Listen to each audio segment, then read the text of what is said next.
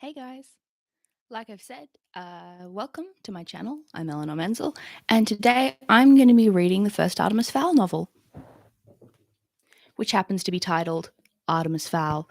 We have a bit of a Star Wars situation on our hands where the first one is just the general name that the series eventually took on, but unlike Star Wars, we ended up having the first one just kept its name, which leads to less confusion and more confusion because these days, if you just say Star Wars, you mean the series.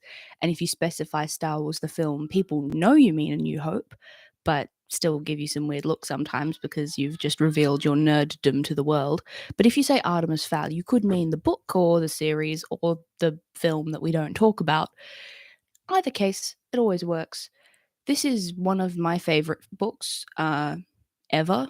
I first heard it as an audiobook, which means I have some very specific ideas about what the character voices are supposed to sound like. It's okay, I'm not going to try and do too many accents. um, so most of the characters will be a unfortunate amalgamation of Irish Australian, which I mean I am personally, even if my voice doesn't tend to show it. But yeah, I've read it countless times. I own 3 copies for some reason. I think various different trips to the op shop sort of that. And generally speaking, it's it's a complete story in the best possible way. Beautiful world, beautiful characters, insane plot lines, and generally speaking,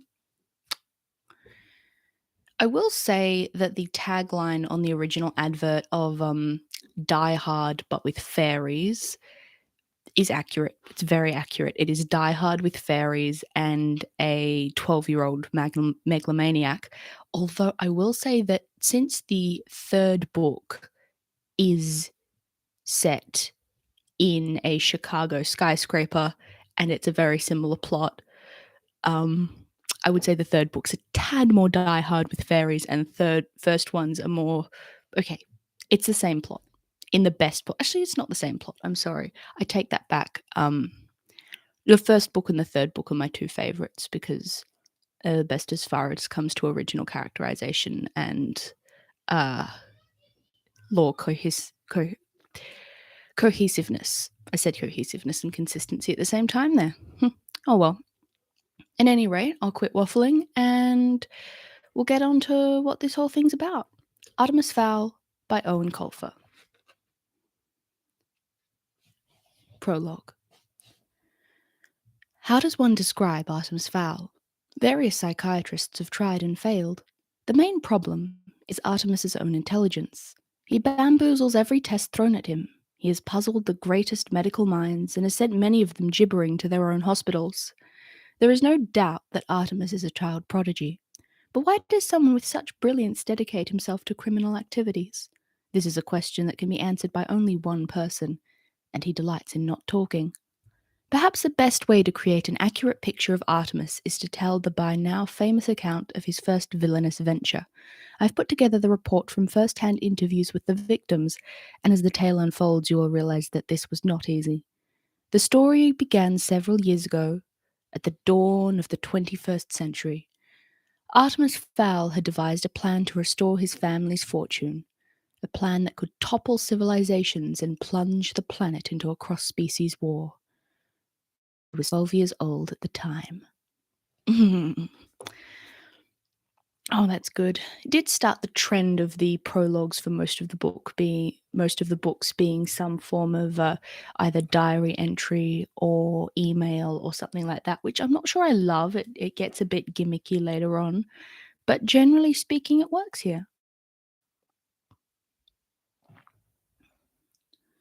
And before I start the first chapter, I will say the thing, where the very first line of a book and the last line of a book are the same, or when the last line of a book is the same as the title. I love that. It's amazing. For anyone that doesn't know, Artemis Fowl took it up a whole new level. The first line of the first book and the last line of the last book, at least in the main series, as there are a couple of spin-offs, but book 1 and book 8 of the main Artemis Fowl series are essentially the same paragraph. And obviously, no spoilers for anyone that hasn't gotten that far in the series yet, but it's really damn good. And actually, when I finished reading book 8 for the first time, I went straight back to book 1, and it was brilliant. We'll get on to it. Chapter 1: The Book. Ho Chi Minh City in summer, sweltering by anyone's standards. Needless to say, Artemis Fowl would not be willing to put up with such discomfort if something extremely important had not been at stake. Important to the plan. Sun did not suit Artemis. He did not look well in it. Long hours indoors in front of the monitor had bleached the glow from his skin. He was white as a vampire, and almost as testy in the light of day. "I hope this isn't another wild goose chase, Butler," he said, his voice soft and clipped. "Especially after Cairo." It was a gentle rebuke. They had travelled to Egypt on the word of Butler's informant. "No, sir. I'm certain this time. Neugen is a good man." Droned Artemis, unconvinced. Passers-by would have been amazed to hear the large Eurasian refer to the boy as Sir. This was, after all, the 3rd millennium. But this was no ordinary relationship, and these were no two ordinary tourists. They were sitting on a curbside cafe on Dong Kai Street, watching the local teenagers circle the square on mopeds. Neugen was late, and the pathetic patch of shade provided by the umbrella was doing little to improve Artemis's mood. But this was just his daily pessimism. Beneath the sulk was a spark of hope. Could this trip actually yield results? Would they find the book? It was too much to hope for. A waiter scurried to their table. "More tea, sir?" he asked, his head bobbing furiously. Artemis sighed. "Spare me the theatrics and sit down." The waiter turned instinctively to Butler, who was, after all, the adult. "But, sir, I am the waiter." Artemis tapped the table for attention. "You are wearing handmade loafers, a silk shirt, and 3 gold signet rings. Your English has a tinge of Oxford about it, and your nails have the soft sheen of the recently manicured. You're not a waiter. You are a contact Naigan Juan, and you have adopted this pathetic disguise to discreetly check for weaponry. For anyone that sees this, I do have to apologize.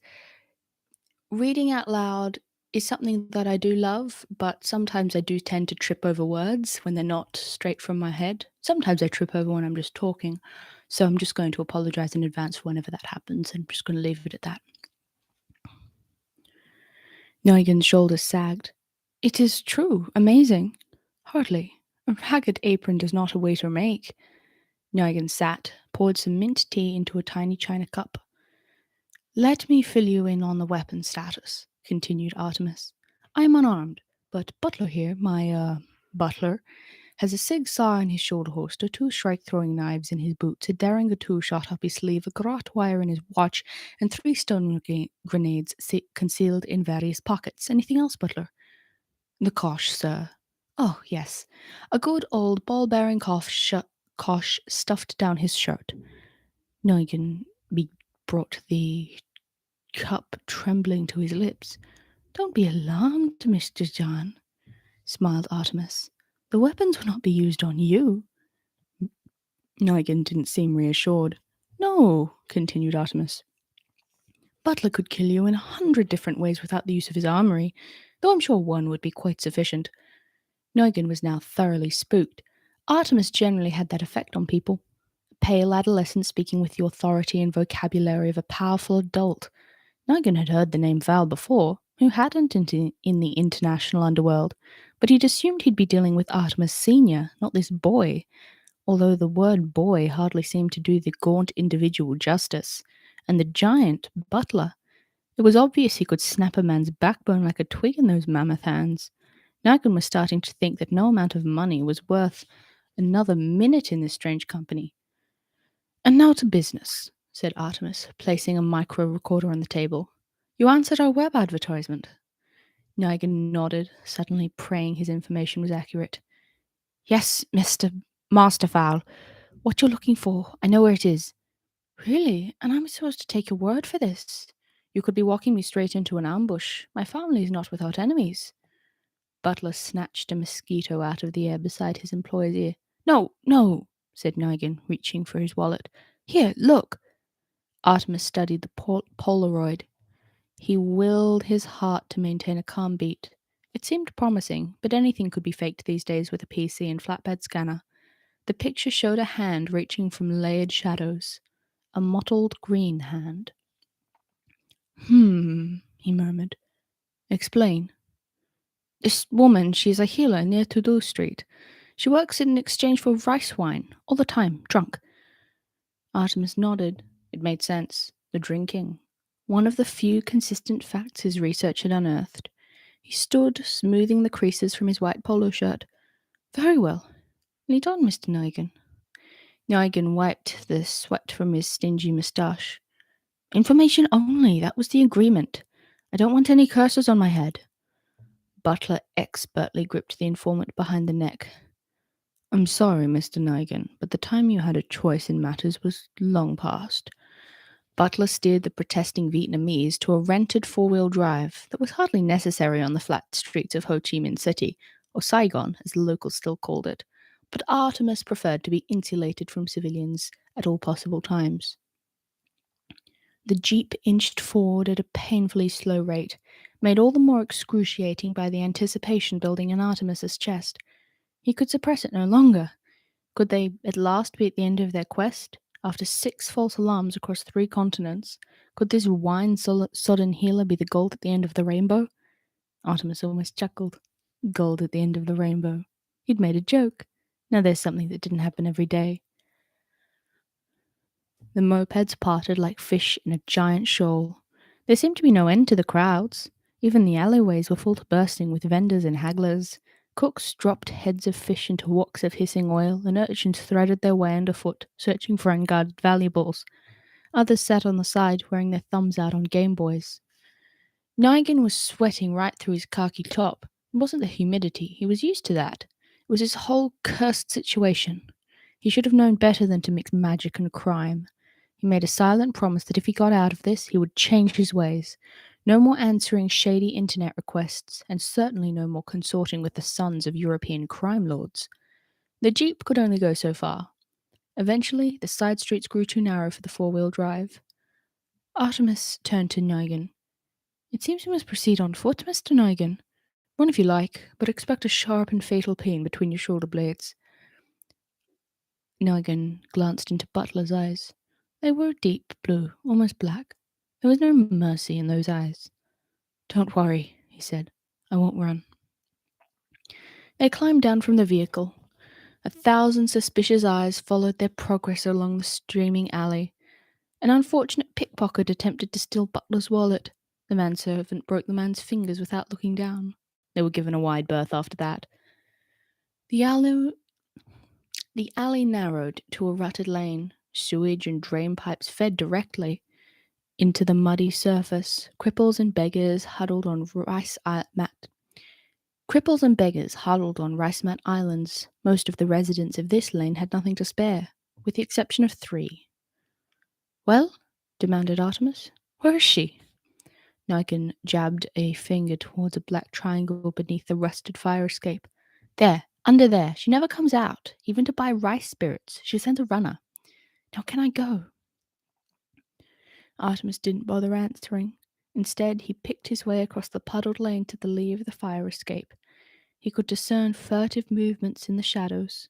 Butler, could you hand me the goggles? Butler plucked a set of night vision glasses from his belt and placed them on Artemis's outstretched hand.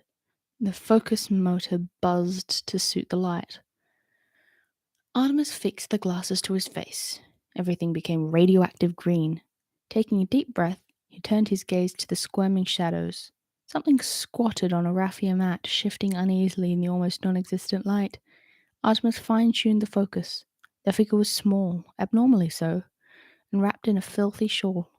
Empty spirit jugs were half buried in the mug around her. One forearm poked the material. It seemed green. But then, so did everything else. Madam, he said, I have a proposition for you. The figure's head bobbed sleepily. Wine! She rasped, her voice like nails on a schoolboard. Wine, English! Artemis smiled. The gift of tongues, aversion to light. Check, check. Irish, actually. Now about my proposition. The healer shook her bony finger craftily. Wine first, then talk. Butler. The bodyguard reached into a pocket and drew out half a pint of the finest Irish whiskey. Artemis took the bottle and held it teasingly beyond the shadows. He barely had time to remove his goggles when the claw-like hand darted from the gloom to snatch the whiskey. A mottled green hand. There was no doubt. Artemis swallowed a triumphant grin. Pay our friend, Butler, in full. Remember, Mr. Nigan, this is between us. You don't want Butler to come back, do you? No, no, Master Fowl. My lips are sealed.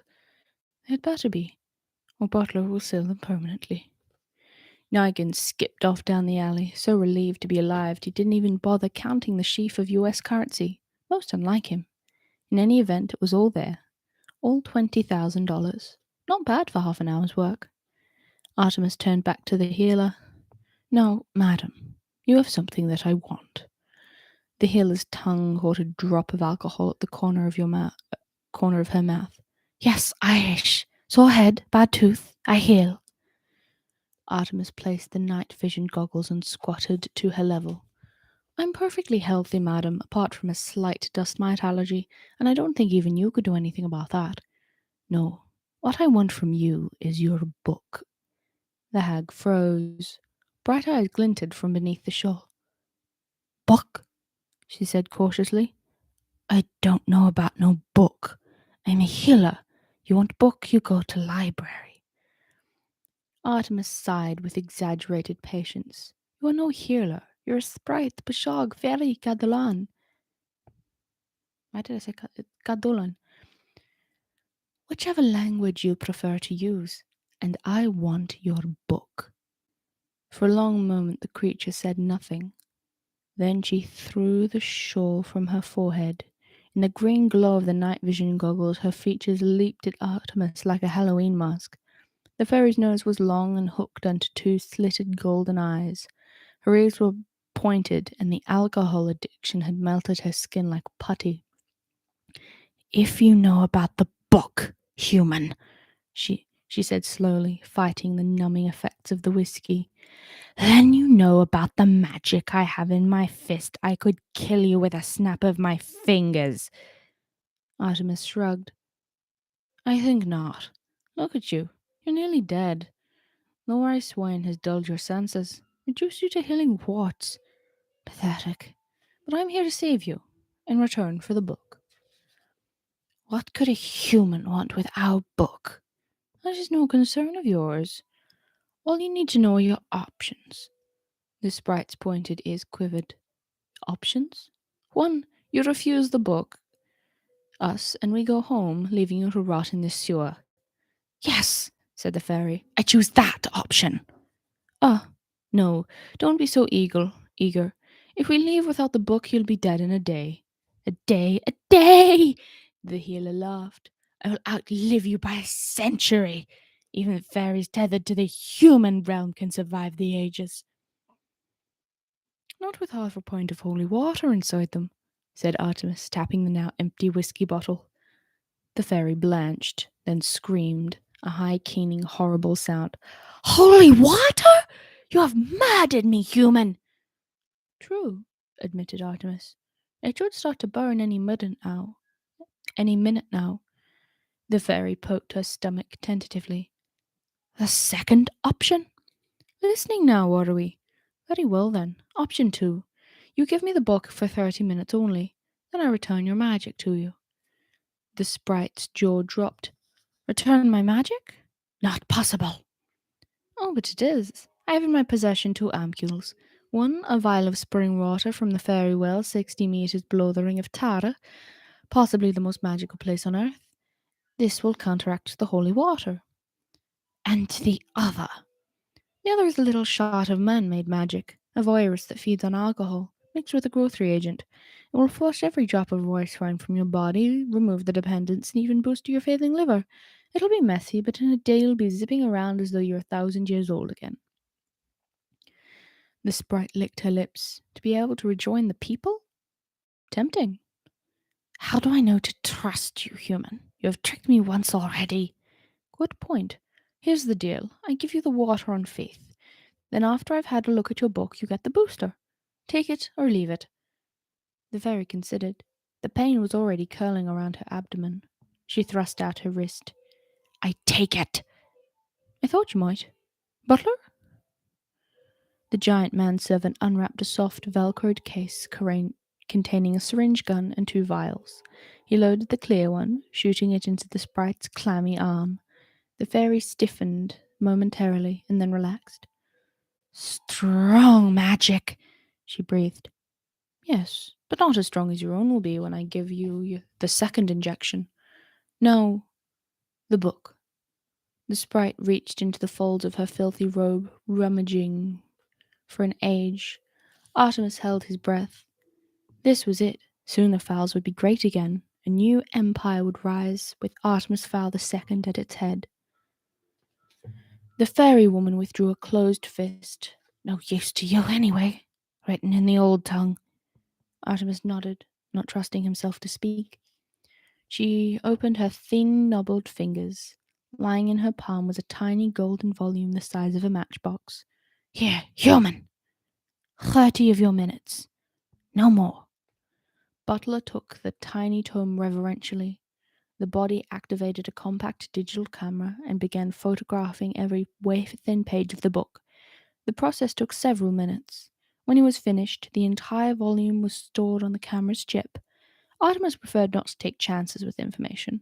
Airport security equipment had been known to wipe many a vital disk, so he had instructed his aide to transfer the file to his portable phone and then email it to Fowl Manor in Dublin. Before the 30 minutes were up, the file contained every symbol in the fairy book, was sitting safely in the Fowl server. Artemis returned the tiny volume to its owner. Nice doing business with you. The sprite lurched to her knees. The other potion, human. Artemis smiled. Oh, yes, the restoring booster. I suppose I did promise. Yes, human promised. Very well, but before I administer it, I want to warn you that purging it will not be pleasant. You're not going to enjoy this one bit. The fairy gestured around her to the squalid filth. You think I enjoy this? I want to fly again. Butler loaded the second vial, shooting this one straight into the carotid artery. The sprite immediately collapsed on the mat, her entire frame quivering violently. Time to leave, commented Artemis. 100 years of alcohol leaving a body by any means possible is not going to be a pretty sight.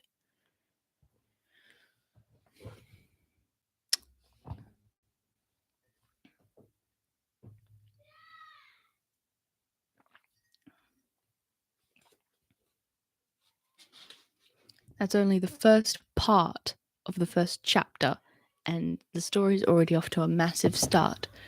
One thing I do think I should point out to people that might not know this is that this was originally published in, I think, 2001. Let me check. Yep. Yeah, originally published in 2001. So most of the mentions of technology will be from 2001, and most of the info tech, most of the computers, that sort of thing that are described as incredibly futuristic 50 years ahead will be, at least a decent amount of it will be stuff that we're all familiar with. Usually when it comes to tablets and laptops, computers, phones, watches, that sort of thing. Weaponry is still a bit of ahead of us in the series, but most of the information tech is already up and about, or at least a version of it is. Although I will admit, it's not quite as energy efficient or as time, space, and power efficient. At least not yet. We're not quite at that point of magical fairy, nuclear powered smartwatches.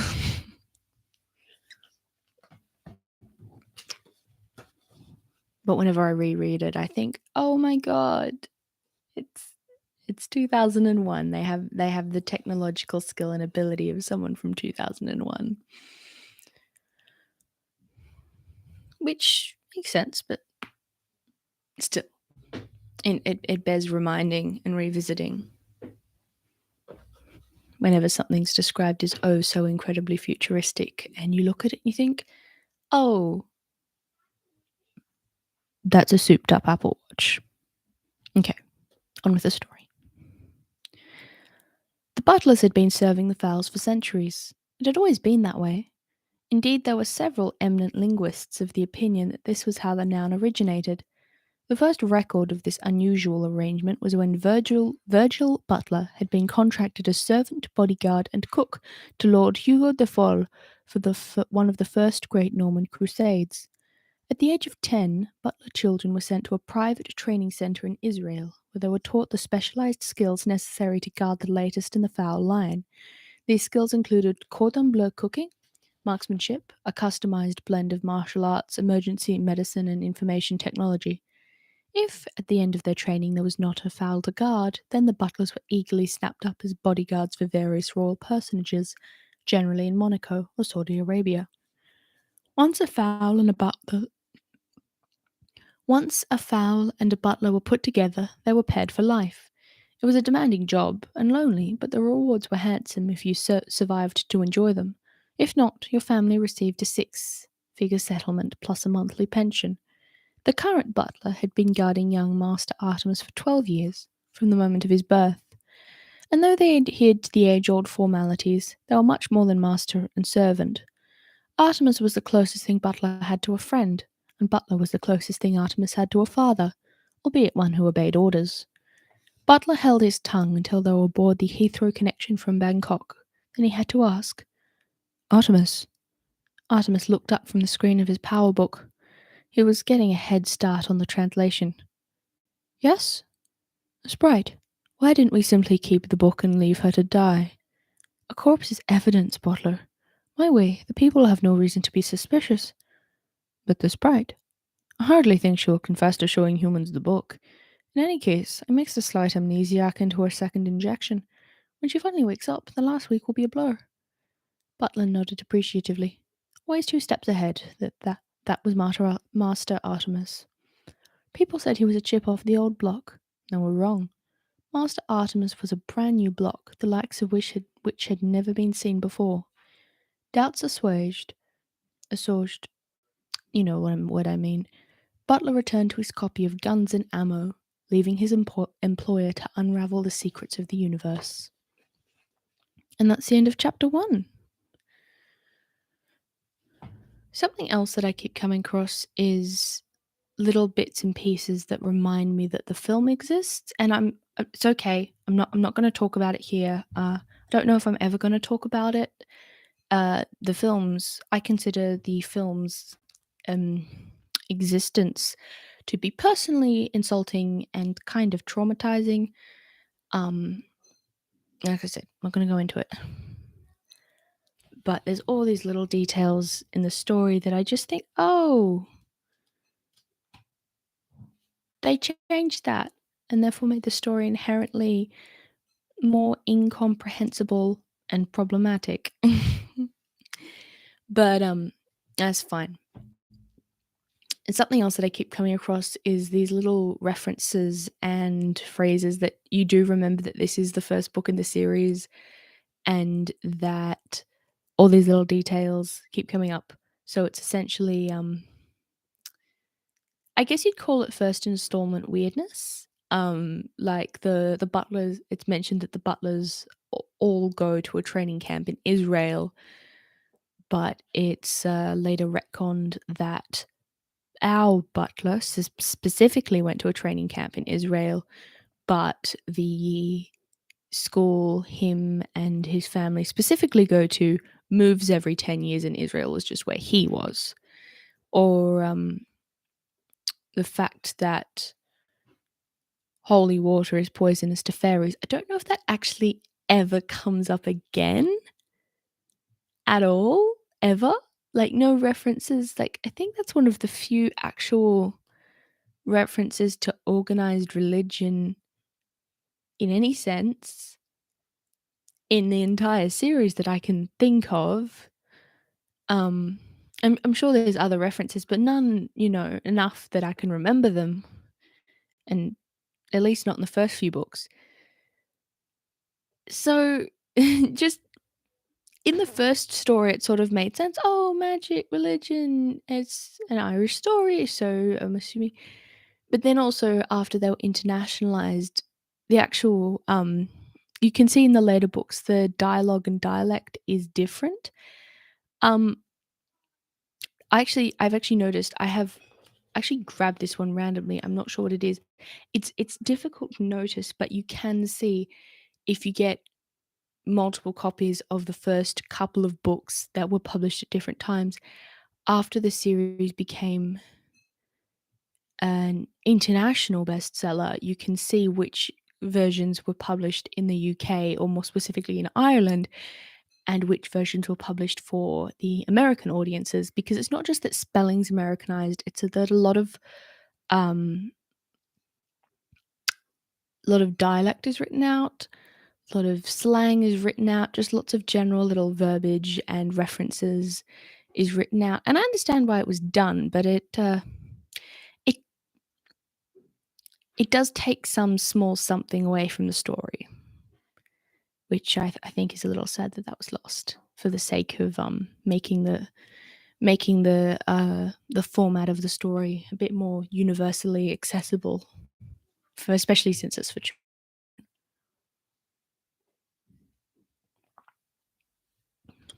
But then again, everyone in the world has to read American stories written by Americans and for Americans, with absolutely no translation for other countries or other cultures. So I mean, we should be able to do it both ways, right?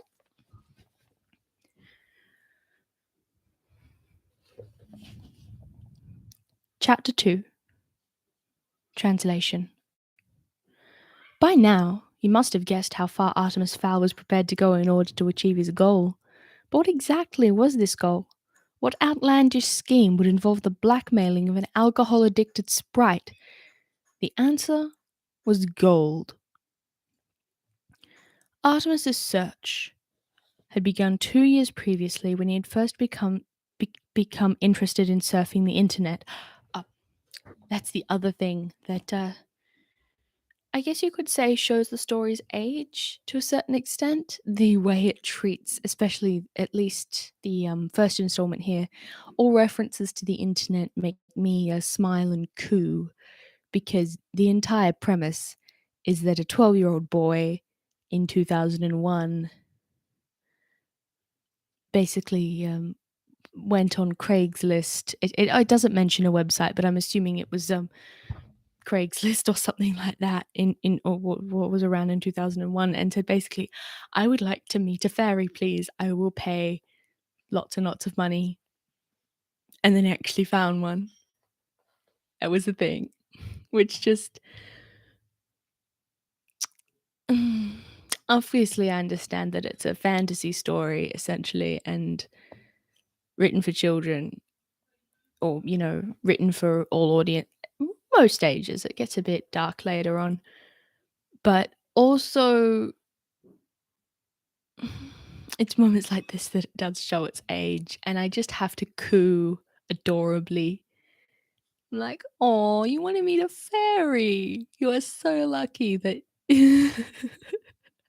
went to like 6 countries across, I think 6 or 7 countries across 3 continents, and you actually found one, and you weren't murdered.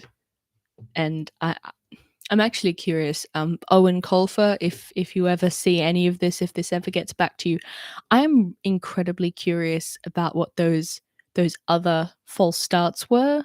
Like, was it just someone pretending to be a fairy? Was someone taking a laugh? Was it, I don't know. Mm. Oh, that's the backstory I want. Like I said, haven't read the Fowl twins, so I probably will, but no, that's the spin-off I want. 11-year-old Artemis Fowl going absolutely goo goo. Probably would have to contain references to the time paradox, but oh well, needs must. Artemis's search had begun 2 years previously when he had first become interested in surfing the internet. Well, I mean, yeah, you first became interested in surfing the internet in 1999. Like, I do understand that the internet existed before then, but, you know, not for long. And also, he was 10. Like, you don't become interested in surfing the internet much younger than that. He quickly found the more arcane sites, alien abduction, UFO sightings, and the supernatural. But most specifically, the existence of the people. Trawling through gigabytes of data, he found hundreds of references to fairies from nearly every country on the world. Each civilization had its own term for the people, but they were undoubtedly members of the same hidden family. Several stories mentioned a book carried by each fairy. It was their Bible, containing, as it allegedly did, the history of their race and the commandments that governed their extended lives. Of course, this book was written in Gnomish, the fairy text, and would be of no use to any human. Artemis believed that with today's technology the book could be translated, and with this translation you could begin to exploit a whole new group of creatures. Know thine enemy was Artemis's motto, so he immersed himself into the lore of the people until he had compiled a huge database of their characteristics. But that wasn't enough, so Artemis put out a call on the web. Irish businessmen will pay large amount of US dollars to meet a fairy, sprite, leprechaun, pixie. The response had all been mostly fraudulent, but Ho Chi Minh City had paid off. Artemis was perhaps the only person alive who could take full advantage of his recent acquisition. He still retained a childlike belief in magic, tempered by an adult determination to exploit it. If there was anyone capable of relieving the fairies from some of their magical gold, it was Artemis Fowl II. It was early morning before they reached Fowl Manor. Artemis was anxious to bring up the file on his computer, but first he decided to call in on Mother. Angeline Fowl was bedridden. She had been since her husband's disappearance. Nervous tension, the physician said. Nothing for it but rest and sleeping pills. That was almost a year ago. Butler's little sister, Juliet, was sitting at the foot of the stairs. Her gaze was boring a hole in the wall. Even the glitter mascara couldn't soften her expression. Artemis had seen that look already, just before Juliet had suplexed a particularly cheeky pizza boy. The suplex, Artemis gathered, was a wrestling move. An unusual obsession for a teenage girl. But then again, she was a butler. Problems, Juliet? Juliet straightened hurriedly. My own fault, Artemis. Apparently I left a gap in the curtains. Mrs. Fowl couldn't sleep. Muttered Artemis, scaling the oak staircase slowly. He worried about his mother's condition. She hadn't seen the light of day for a long time now. Then again, should she miraculously recover, emerging revitalized from her bedchamber, it would be a signal to the end of Artemis's own extraordinary freedom. It would be back after school, and no more spearheading criminal enterprises for you, my lad. He knocked gently on the arched double doors. Mother, are you awake? Something smashed against the other side of the door. It sounded expensive. Of course I'm awake! How can I sleep in this blinding glare? Artemis ventured inside. An antique four-poster bed threw shadowy spikes in the darkness, and a pale sliver of light poked through a gap in the velvet curtains. Angeline Fowl sat hunched on the bed, her pale limbs glowing white in the gloom. Artemis, darling, where have you been? Artemis sighed. She recognized him. That was a good sign. School trip, Mother. Skiing in Austria. Skiing, crooned Angeline. Oh, I miss it. Maybe when your father returns. Artemis felt a lump in his throat, most uncharacteristic. Yes, perhaps when father returns. Darling, could you close those wretched curtains? The light is intolerable. Of course, Mother. Artemis felt his way across the room, wary of the low-level clothes chests scattered across the floor. Finally, his fingers curled around the velvet drapes. For a moment he was tempted to throw them wide open, then he sighed and closed the gap. Thank you, darling. By the way, we really should get rid of that maid. She's good for absolutely nothing. Artemis held his tongue. Juliet had been a hard-working and loyal member of the Fowl household for the past 3 years. Time to use Mother's absent-mindedness to his advantage. You're right, of course, Mother. I've been meaning to do that for some time. Butler has a sister I believe would be perfect for the position. I think I've mentioned her. Juliet? Angeline frowned. Juliet? Yes, the name does seem familiar. Well, anything would be better than that silly girl we have now. When can she start? Straight away. I'll have Butler fetch her from the log. You're such a good boy, Artemis. Now give Mummy a hug. Artemis stepped into the shadowy folds of his mother's robe. She smelled perfumed, like petals in water, but her arms were cold and weak. Oh, darling, she whispered, and the sound sent goosebumps popping down Artemis's neck. I hear things. At night, they crawl along the pillows and into my ears. Artemis felt the lump in his throat again. Perhaps we should open the curtains, Mother. No, his mother sobbed, releasing him from her grasp. No, because then I could see them too.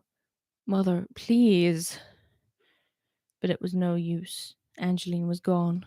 She crawled to the far corner of the bed, pulling the quilt under her chin. Send the new girl? Yes, Mother. Send her with cucumber slices and water. Yes, Mother. Angeline glared at him with crafty eyes.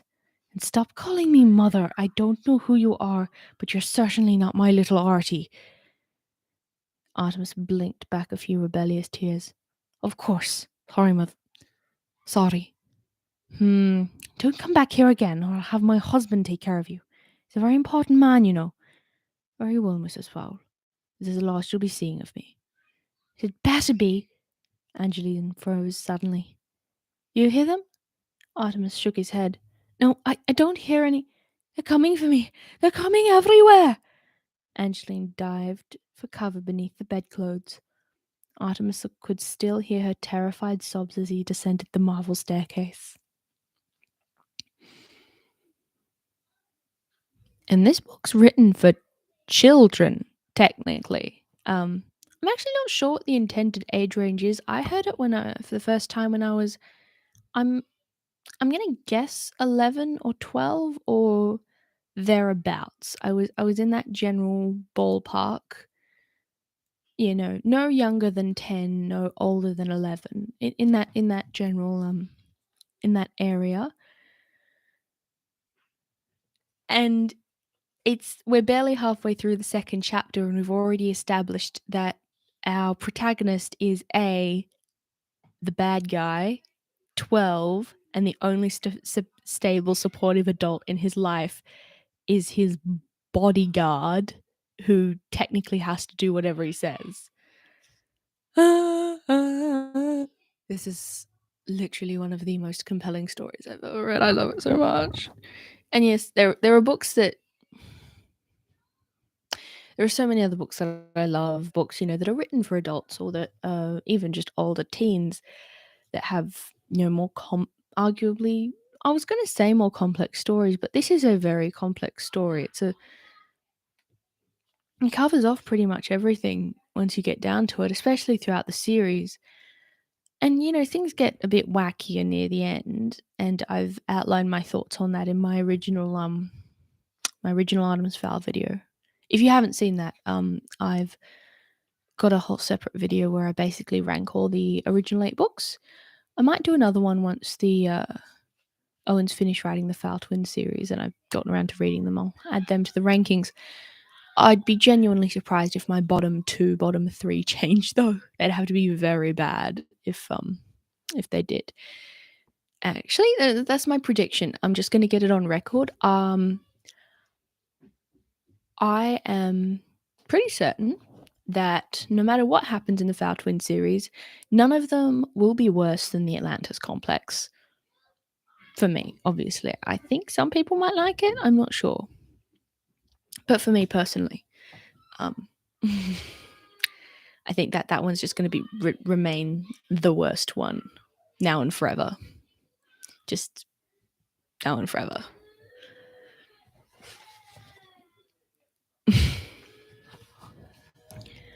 The book was proving far more stubborn than Artemis had anticipated. It seemed to be almost actively resisting him. No matter which program he ran it through, the computer came up blank.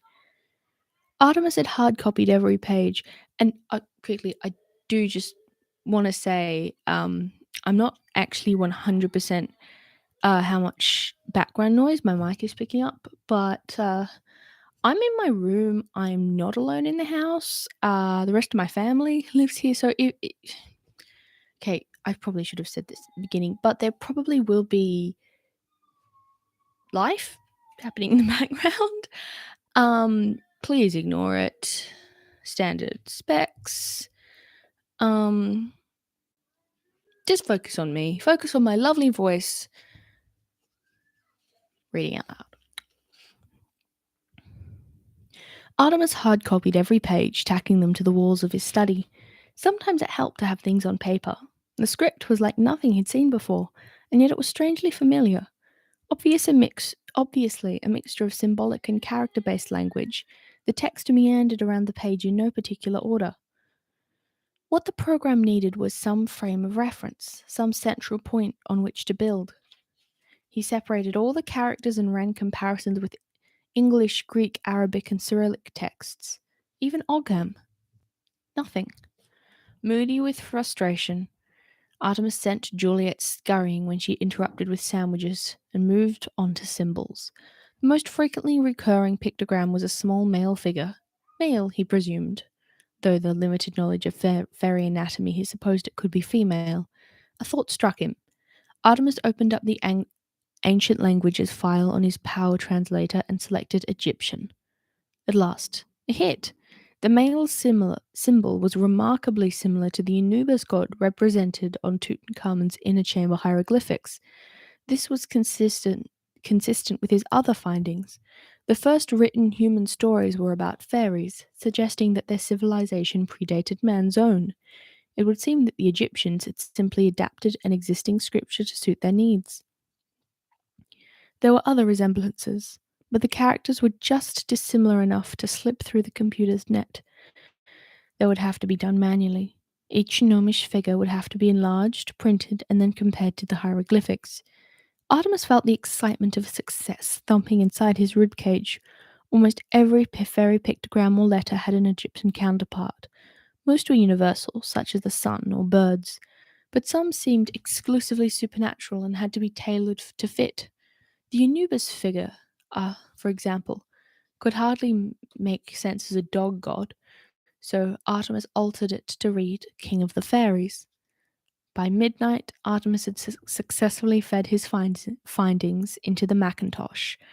It's called a Macintosh. Oh, I'm pretty sure even adverts don't do that anymore. I mean, don't get me wrong. I remember when everyone said Macintosh as a matter of course, but yeah, showing its age. All he had to do now was press decode, and he did. What emerged was a long, intricate string of meaningless gibberish. A normal child would have abandoned the task long since. The average adult would probably have been reduced to slapping the keyboard. But not Artemis. This book was testing him, and he would not allow it to win. The letters were right, he was certain of it. It was just the order that was wrong. Rubbing the sleep from his eyes, Artemis glared at the pages again. Each segment was bordered by a solid line. This could represent paragraphs or chapters, but they were not meant to be read in the usual left to right, top to bottom fashion. Artemis experimented. He tried the Arabic right and the Chinese columns. Nothing worked. Then he noticed that each page had one thing in common. A central section. The other pictograms were arranged around this pivotal area. So, a central starting point, perhaps. But where to go from there? Artemis scanned the pages for some other common factor. After several minutes, he found it. There, on each page, was a tiny spearhead in the corner of one section. Could this be an arrow? A direction? Go this way? So the theory would be to start in the middle and then follow the arrow, reading in spirals. The computer program wasn't built to handle something like this, so Artemis had to improvise. With a craft knife and ruler, he dissected the first page of the book and reassembled it in the tradition Traditional Western languages order, right to left, parallel rows. Then he rescanned the page and fed it through the modified Egyptian translator. And this is arguably the only case of the book with illustrations. None of the Artemis Fowl novels have illustrations. Of course, the graphic novels are illustrated entirely. But here we have some of the English, but we have just here all of the Gnomish that's obviously been cut and pasted. And of course, we have the Gnomish along the bottom of each page, which is, I haven't done this personally. I know a lot of other people have. All the Gnomish on the page bottoms is translatable to English. Often it's coded here and there, and I do like that even though they just basically did mostly just one-to-one comparisons to language, A is this symbol, B is this symbol, cryptograph style, I do like that they actually went to the whole effort of making it realistic and not just making random pretty symbols just to fill space.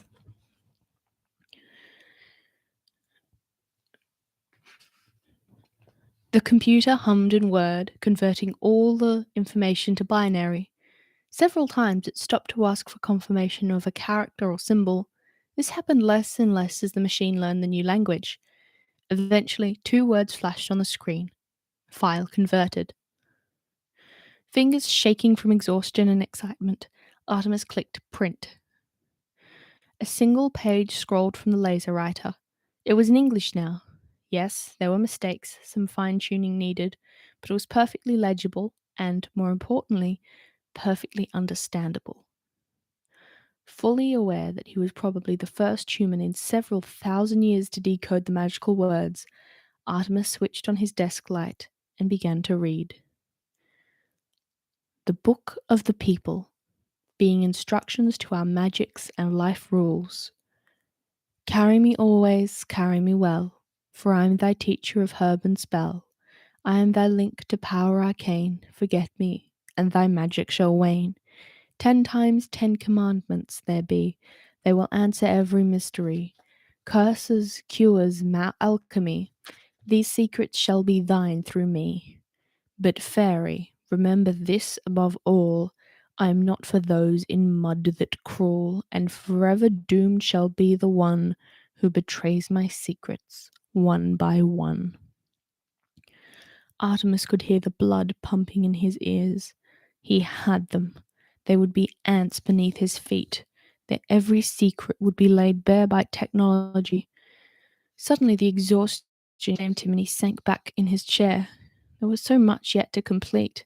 43 pages to be translated for a start. He pressed the intercom button that linked him to the speakers all over the house. Butler, get Juliet and come up here. There are some jigsaws I need you to assemble.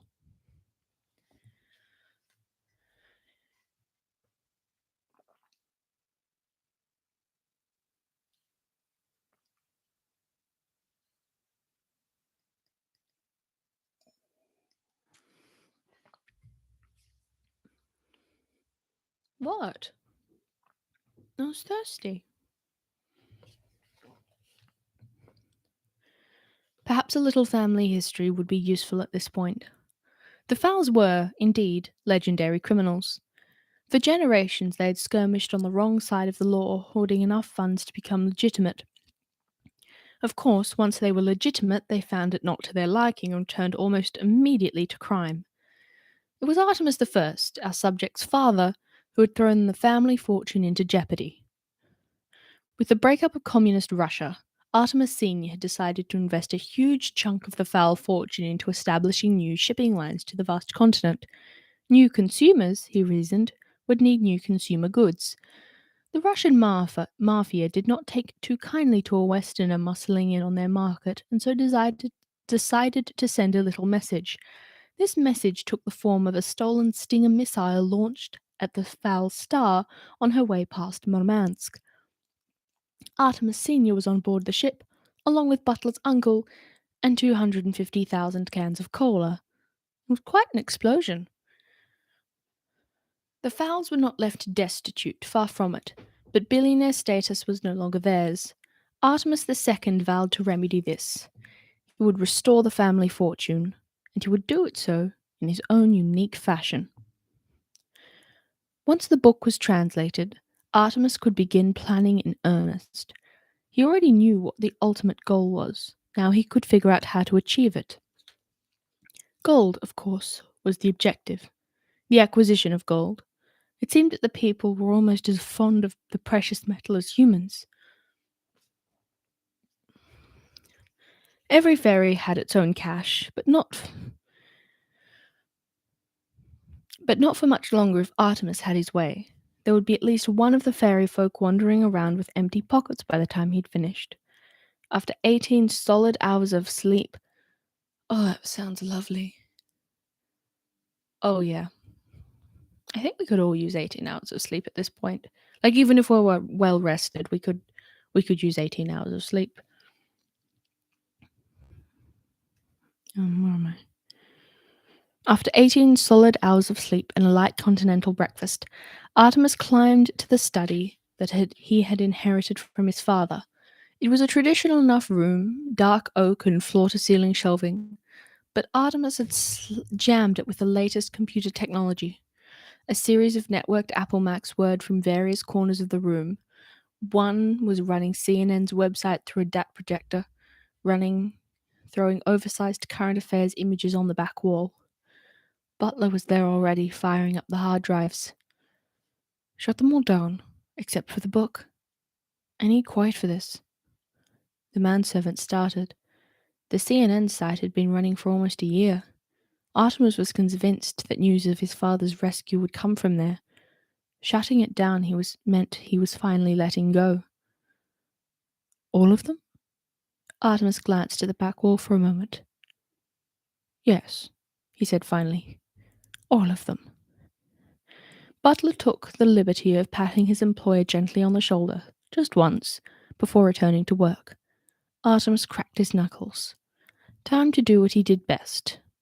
Plot dastardly acts.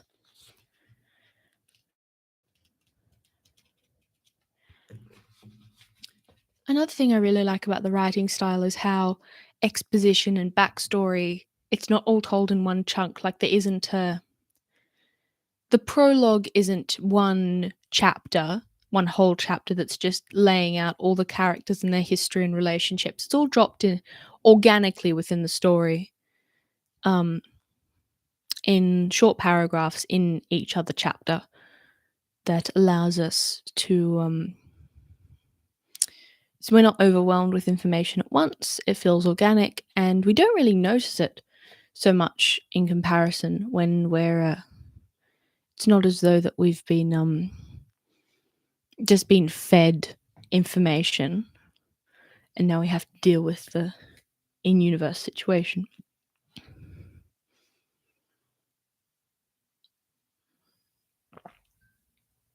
Which I think a lot more writers should do. Like when I do say this is my favorite book, I mean because it's written incredibly well. Something that can be said for some of the later sequels, which I will always say a tad hit or miss. They're still well constructed story wise. Even if you ignore all the stuff that I don't like about them, or even all the stuff I do like about them. Simply, if you actually ignore the specific details, the actual skill with which they're constructed is, still present. And now on to chapter 3 and third chapter. And here we meet, arguably, perhaps not the second protagonist for this book, but most definitely the second protagonist for the series. Actually, no. I take that back. She is the second protagonist of this book. She might not have her name on any of the covers, but damn. Time to meet her. Chapter 3. Holly. Holly Short was lying in bed having a silent fume. Nothing unusual about this. Leprechauns in general were not known for their geniality, but Holly was in an exceptionally bad mood, even for a fairy. Technically, she was an elf, fairy being a general term. She was a leprechaun too, but that was just a job. Perhaps a description would be more helpful than a lecture on fairy genealogy. Holly Short had nut brown skin, cropped auburn hair, and hazel eyes. Her nose had a hook, and her mouth was plump and cherubic, which was appropriate considering that Cupid was her great grandfather. Just a pause. I love the intro we're getting, it's perfect. But there we got what I mentioned back in chapter 1 simultaneously. So a mention of something that reminded me of the film and my hatred for it, and a mention of something that's very obviously first chapter installment weirdness.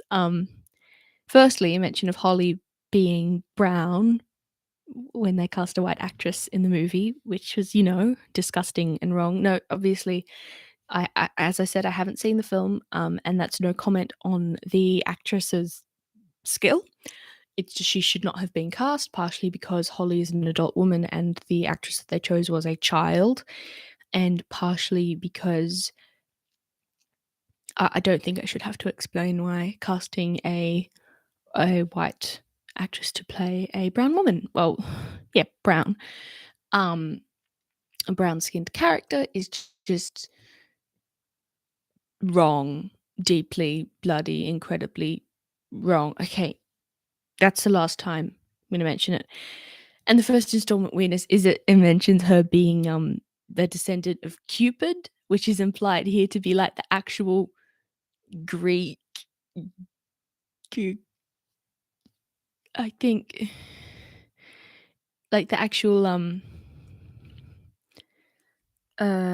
like the god, the messenger, the romantic symbol, which implies the existence of that whole pantheon. I don't know if it's specifically meant to be Greek version or Roman version or even a more Christian bent on the whole concept of a Cupid, but is never mentioned again. Doesn't mention what side of the family is from. It's just whew.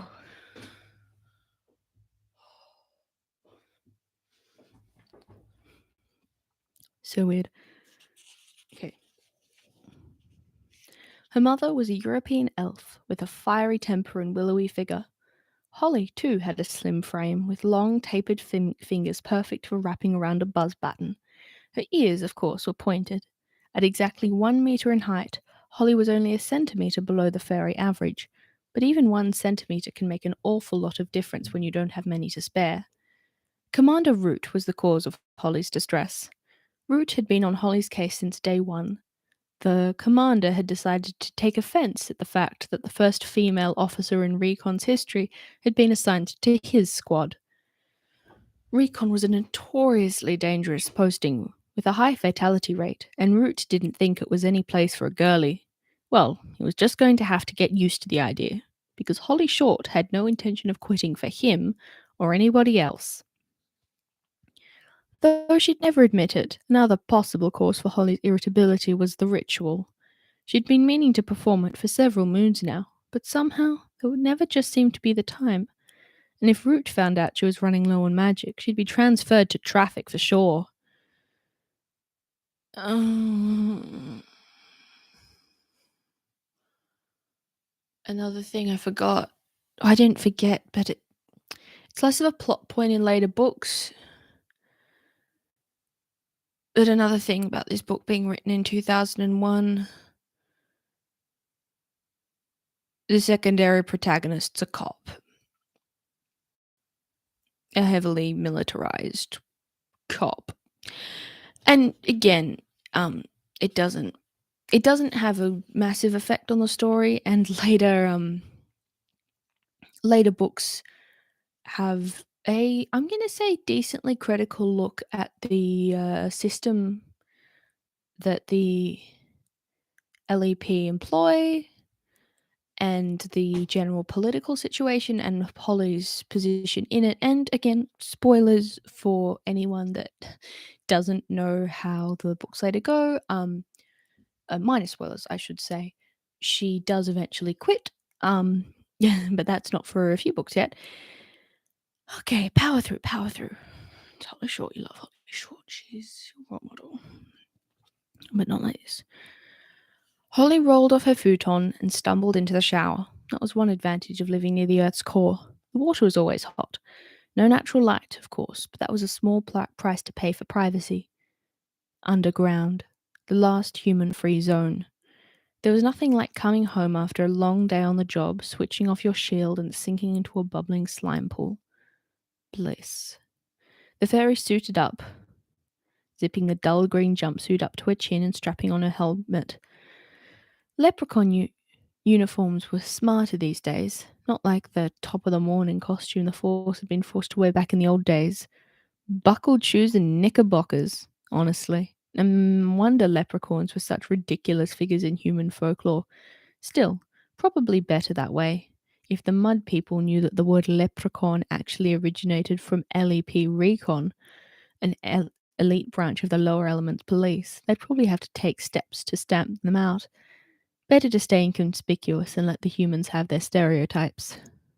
With the moon already rising on the surface, there was no time for a proper breakfast.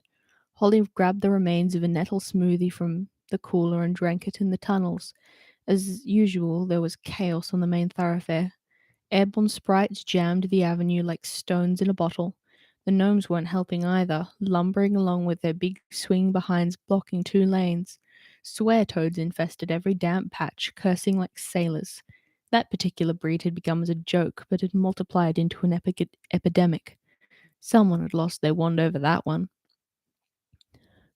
Holly battled through the crowds to the police station.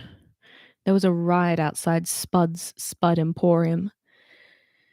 LAP Corporal Newt was trying to sort it out. Good luck to him. Nightmare. At least Holly had got the chance to work above ground. The LAP station doors were jammed with protesters. The goblin dwarf turf war had flared up again, and every morning hordes of angry parents showed up demanding the release of their innocent offspring. Holly snorted. If there actually was an innocent goblin, Holly Short had yet to meet him. They were clogging up the cells below, howling gang chants and hurling fireballs at each other. Holly shouldered her way through the throng. Coming through, she grunted. Police business. There were on her like flies on a stinkworm. My grandpa isn't police brutality. Officer, could you take my baby his blankie? He can't sleep without it. Holly set her visor to reflect and ignored them all. Once upon a time, the uniform would have earned you some respect. Not anymore. Now you were a target. Excuse me, officer, I seem to have misplaced my jar of warts. Pardon me, young elf, but my cat climbed into a stalactite. Or, if you have a moment, Captain, could you please tell me how to get to the Fountain of Youth? Holly shuddered. Tourists. She had troubles of her own, more than she knew, as she was about to find out. In the station lobby, a kleptomaniac dwarf was busy picking the pockets of everyone else in the booking line, including the officer he was handcuffed to. Holly gave him a swipe on the backside with her buzz button. The electric charge singed his leather trousers. What you doing there, Mulch? Mulch startled, contraband dropping from his sleeves. Officer Short, he whined, his face a mask of regret. I can't help myself, you know. It's my nature. I know that, Mulch, and it's our nature to throw you in a cell for a couple of centuries. She winked at the dwarf's arresting officer. Nice to see you're staying alert. The elf blushed, kneeling to pick up his wallet and badge. Holly forged past Root's office, hoping she would make it to her cubicle before. Short! Get in here! Holly sighed. Oh well, here we go. Holly's about to get yelled at, and I'm about to lose my voice. Why did I commit to doing voices for the characters? Oh wait, I've heard the audiobook so many times, I cannot do an English accent for Artemis, and it spilled over. Okay. Stowing her helmet under her arm, Holly smoothed the creases of her uniform and stepped into Commander Root's office. Root's face was purple with rage. It was more or less his general state of existence, a fact that had earned him the nickname Beetroot. There was an office pool running on how long before his heart exploded. The smart money was on half a century at the outside. Commander Root was tapping the manometer on his wrist. "Well," he demanded, "what time do you call this?" Holly could feel her own face colouring. She was barely a minute late. There were at least a dozen officers on the shift who hadn't even reported in. But Root always singled her out for persecution. "A thoroughfare," she mumbled lamely. "There were 4 lanes down." "Don't insult me with your excuses," roared the commander. "You know what the city centre is like. Get up a few minutes earlier." It was true. She did know what Haven was like. Holly Short was a city elf, born and bred. Since the humans had begun experimenting with mineral drilling, more and more fairies had been driven out of the shallow forts and into the depth and security of Haven City. The metropolis was overcrowded and underserviced, and now there was a lobby to allow automobiles in the pedestrianized city centre. As if the place wasn't smelly enough with all those country gnomes lumbering around the place. Root was right. She should get up a bit earlier, but she wouldn't. Not until everyone else was forced to. "I know what you're thinking," said Root. "Why am I picking on you every day? Why don't I brawl with those other layabouts?" Holly said nothing, but agreement was written over her face. "I'll tell you why. Shall I?" Holly risked a nod. "It's because you're a girl." Holly felt her fingers curl into fists. She knew it, but not for the reasons you think, continued Root. "You're the first girl in recon. Ever. You're a test case, a beacon. There are millions of fairies out there watching your every move. There are a lot of hopes riding on you. There's a lot of prejudice against you, too. The future of law enforcement is in your hands. And at the moment, I'd say it's a little heavy." Holly blinked. Root never said anything like this before. Usually it was just, "Fix your helmet, stand up straight, blah, blah, blah." "You'd have to be better, Short. And that has to be better than everyone else." Root sighed, sinking into his swivel chair. "I don't know, Holly. Ever since that hamburger fair." Holly winced. The hamburger fair had been a total disaster. One of her perps had skipped out to the service and tried to bargain with the mud people for asylum. Root had to stop time, call in the retrieval squad, and do 4 memory wipes. A lot of police time wasted. All her fault. The commander took the form from his desk. "It's no use. I've made up my mind. I'm putting you in traffic and bringing in Corporal Frond." "Frond?" exploded Holly. "She's a bimbo, an airhead. You can't make her a test case." Root's face turned an even deeper shade of purple. "I can and I will. Why shouldn't I? You've never given me your best. Either that or your best just isn't good enough. Sorry, Short, you've had your chance." The commander turned back to his paperwork. The meeting was over. Holly could only stand there, aghast. She'd blown it. The best career opportunity she was ever likely to get, and she'd tossed it in the gutter. One mistake and her future was past. It wasn't fair. Holly felt an uncharacteristic anger take hold of her, but she swallowed it. This was no time to lose her temper. "Commander Root, sir, I feel I deserve one more chance." Root didn't even look up from the paperwork. "And why's that?" Holly took a deep breath. "Because of my record, sir. It speaks for itself. Apart from the Hamburg thing, 10 successful recons, not a single memory wipe or time stop, apart from the Hamburg thing," completed Root. Holly took a chance. "If I were a male, one of your precious sprites, we wouldn't even be having this conversation." Root glanced up sharply.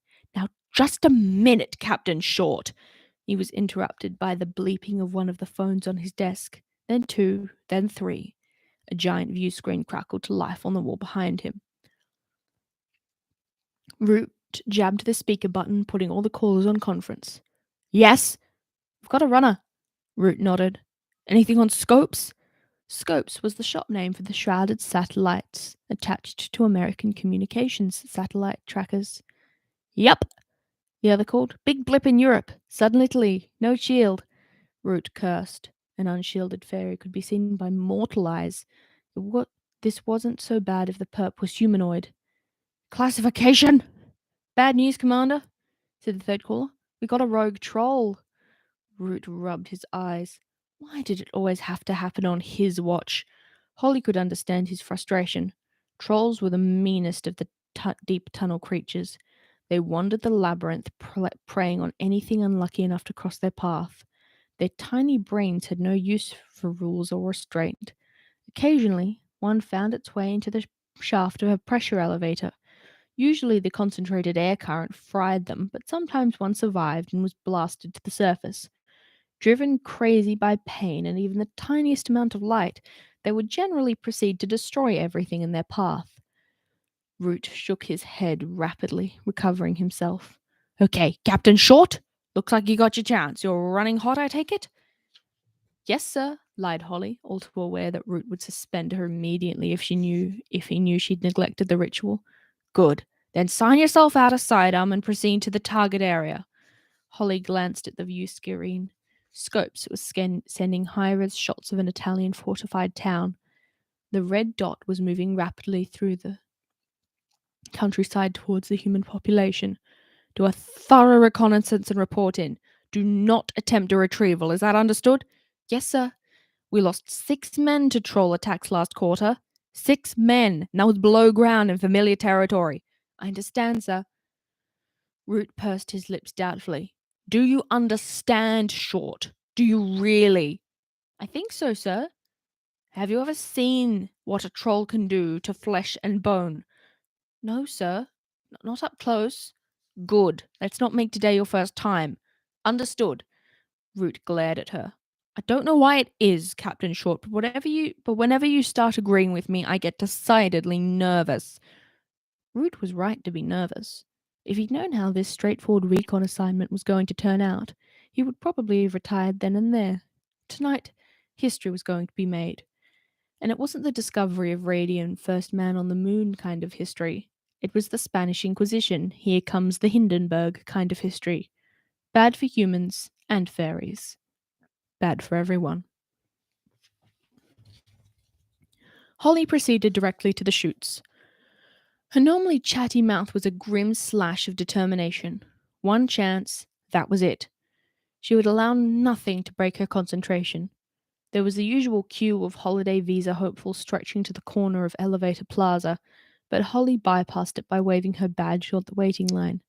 A truculent gnome refused to yield. How come when you got LEP guys to go topside? What's so special about you? Holly breathed deeply through her nose. Courtesy at all times. Please, business, sir. Now, if you could just excuse me. The gnome scratched his massive behind. Are you LEP guys just make up your police business just to have a look at some moonlight? That's what I hear. Holly attempted an amused smile, what actually formed on her lips resembled a lemon-sucking grimace. Whoever told you that is an idiot, sir. Recon venture only above ground when absolutely necessary. The gnome frowned. Obviously, he had made up the rumor himself and suspected that Holly had just called him an idiot. By the time he figured it out, she had skipped through the double doors. Foley was waiting for her in ops. Foley was a paranoid centaur, convinced that human intelligence agencies were monitoring his transport and surveillance network. To prevent them from reading his mind, he wore a tinfoil hat at all times. He glanced up sharply when Holly entered through the pneumatic double doors. Anyone see you come in here? Holly thought about it. The FBI, the CIA, the NSA, the DEA, the MI6. Oh, and the EIB. Foley frowned. The EIB? Everyone in the building, smirked Holly.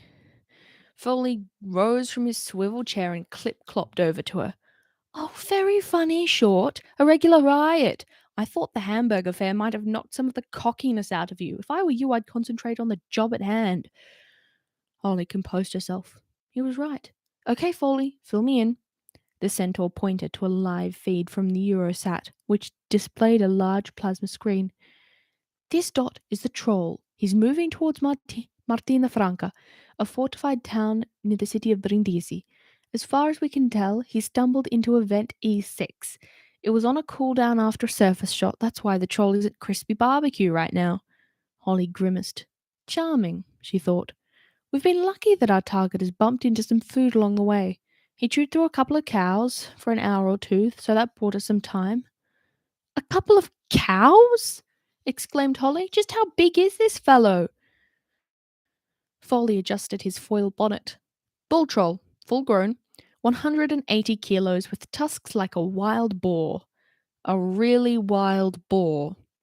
Holly swallowed. Suddenly, recon seemed so much better job than a retrieval.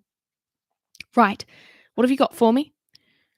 Foley cantered across to the equipment table. He selected what looked like a rectangular wristwatch. Locator? You find him, we find you, routine stuff. Video? The centaur clipped a small cylinder onto the accommodating groove of Holly's helmet. Live feed, nuclear battery, no time limit. The mic is voice activated. Good, said Holly. Brute said I should take a weapon on this one, just in case.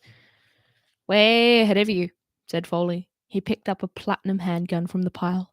A Neutrino 2000, latest model. Even the tunnel gangs don't have these. 3 settings if you don't mind. Scorched, well done, and crisped to a cinder. Nuclear power source too, so plug away. This baby will outlive you by 1,000 years. Holly strapped the lightweight weapon to her shoulder holster. I'm ready, I think. Foley chuckled. I doubt it. No one's ever really ready for a troll. Thanks for the confidence booster. Confidence is ignorance, advised the centaur. If you're feeling cocky, it's because there's something you don't know. Holly thought about arguing, but didn't. Maybe it was because she had a sneaking suspicion that Foley was right. The pressure elevators were powered by gaseous columns vented to the surface from the Earth's core. The LEP tech boys, under Foley's guidance, had fashioned titanium eggs that could ride the currents. They had their own independent motors, but for an express ride to the surface, there was nothing like a blast from an actual tidal flare. Foley led her past a long line of chute bays to E7. The pod sat in its clamp, looking very fragile to be rocketing on magma steams. Its underside was charred black and pockmarked from shrapnel. The centaur slapped it fondly on a fender. This baby's been in service for 50 years. Oldest model still in the chutes. Holly swallowed. The chutes made her nervous enough without riding in an antique. When does it come offline? Foley scratched his hairy belly. With funding the way it is? Not until we have us a fatality. Oh, the whole of this chapter has just been so accurate. Just from Holly getting out, morning rush to work, making it through outside, and then no funding for new equipment. Actually, I don't know what Owen Colfer did before he wrote, or if he's just written as a job his whole life. I should look into that. But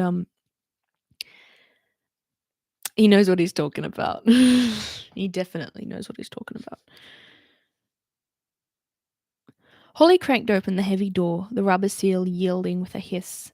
The pod was not built for comfort. There was barely enough space for a restraining seat among the jumble of electronics. What's that? Asked Holly, pointing at a greyish stain on the seat's headrest. Foley shuffled uncomfortably. Brain fluid, I think. We had a pressure leak on the last mission. But that's plugged now, and the officer lived. Down a few IQ points, but alive, and he can still take liquids. Well, then that's all right, then, quipped Holly, threading her way through the mass of wires. Foley strapped the harness onto her, checking the restraints thoroughly. All set? Holly nodded. Foley tapped her helmet mic. Keep in touch, he said, before pulling the door behind him. Don't think about it, Holly told herself. Don't think about the white-hot magma flow. It's going to engulf this tiny craft. Don't think about hurtling towards the surface at Mach 2 force trying to turn your insides out. And certainly don't think about the blood-crazed troll ready to disembowel you with his tusks. Nope. Don't think about any of that stuff. Too late. Foley's voice sounded in her earpiece. T-minus 20, he said. We're on a secure channel in case the mud people have started underground monitoring. You never know. An oil tanker in the Middle East intercepted a transmission one time. What a mess that was. Holly adjusted her helmet mic. Focus, Foley. My life is in your hands here. Okay, sorry. We're going to use the rail to drop you into E7's main shaft. There's a surge due any minute. That should see you past the first 100 clicks. Then you're on your own. Holly nodded, curling her fingers around the twin joysticks. All systems check. Fire it up. There was a whoosh as the pod's engines ignited. The tiny craft jostled in its housing, shaking Holly like a bead in a rattle. She could barely hear Foley speaking into her ear. You're in the secondary shaft now. Get ready to fly short. Holly pulled a rubber cylinder from the dath and slipped it between her teeth. No good having a radio if you've swallowed your tongue. She activated the external cameras and put the view on the screen. The entrance to E7 was creeping towards her. The air was shimmering in the landing light glow. White hot sparks tumbled into the secondary shaft. Holly couldn't hear the roar, but she could imagine it. A raw, skinning wind, like a million trolls howling. Holly, her fingers tightened around the joysticks. The pod shuddered to a halt at the lip. The chute stretched above and below. Massive, boundless, like dropping an ant down a drain pipe. Righto, crackled Foley. Hold on to your breakfast. Roller coasters ain't got nothing on this. Holly nodded. She couldn't speak, not with the rubber in her mouth. The centaur would be able to see her on the pod cam anyway. Sayonara, sweetheart, said Foley, and pressed the button. The pod's clamp tilted, rolling Holly into the abyss. Her stomach tightened as the G-force took hold, dragging her to the center of the earth. The seismology section had a million probes down there. Its 99.8 success rate of predicting the magma flares. But there was always that 0.2%. The fall seemed to last for an eternity, and just when Holly had mentally consigned herself to the scrap heap, she felt it. That unforgettable vibration. The feeling that outside her tiny sphere, the whole world was being shaken apart.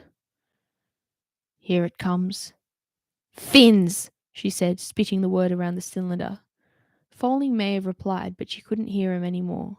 Holly couldn't even hear herself, but she did see the stabilization fins slide out on the monitor. The flare caught her like a hurricane, spinning the pod at first until the fins caught.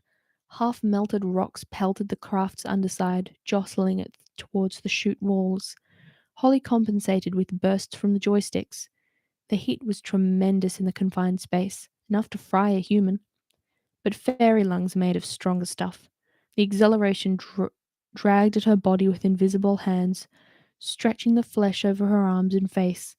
Holly blinked the salty sweat from her eyes and concentrated on the monitor. The flare had totally engulfed her pod, and it was a big one too. Force 7 at very least. A good 500-meter girth.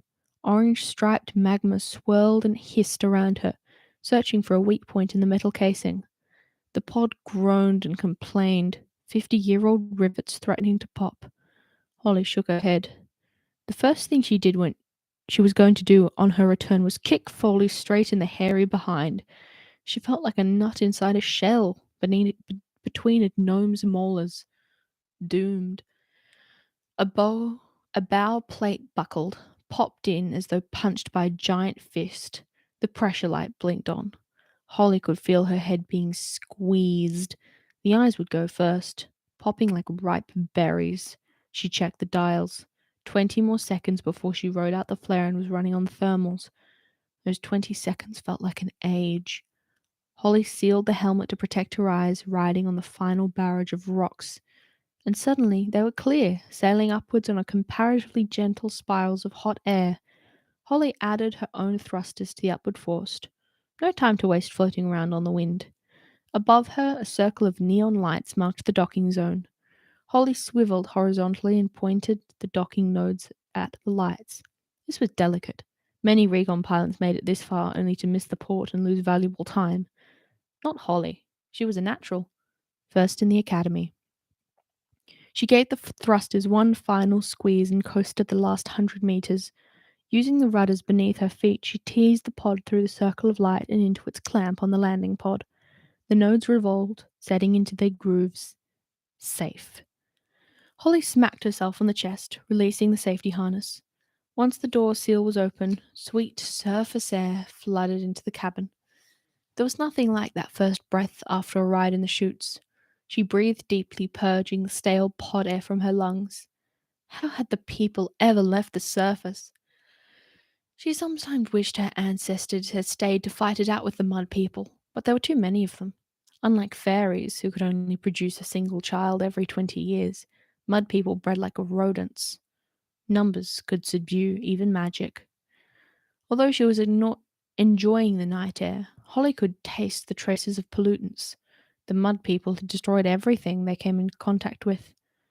Of course, they didn't live in the mud anymore, not in this country at least. Oh no.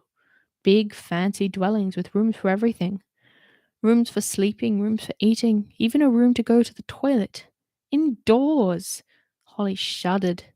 Imagine going to the toilet inside your own home. Disgusting.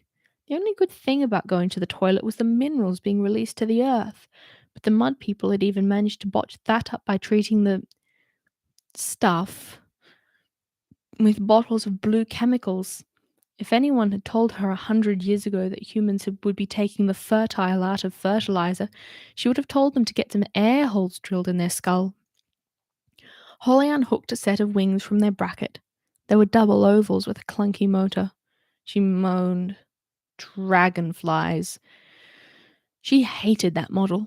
Petrol engine, if you don't mind, and heavier than a pig dipped in mud.